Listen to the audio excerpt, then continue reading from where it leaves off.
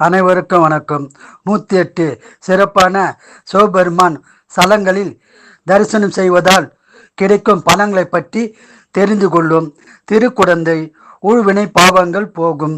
திருச்சி வினை அகலும். திருநள்ளாறு கஷ்டங்கள் விலகும். திருவிடை மருதூர் மனநோய் தீரும். திருவாடுதுறை நாணம் கிடைக்கும்.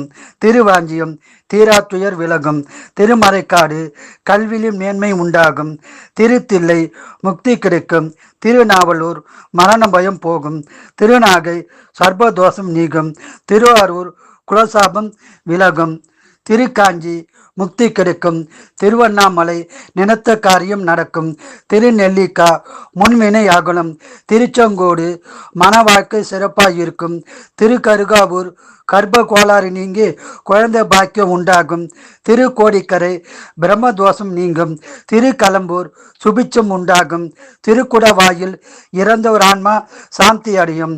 திருச்சிக்கல் துணி உண்டாகும்.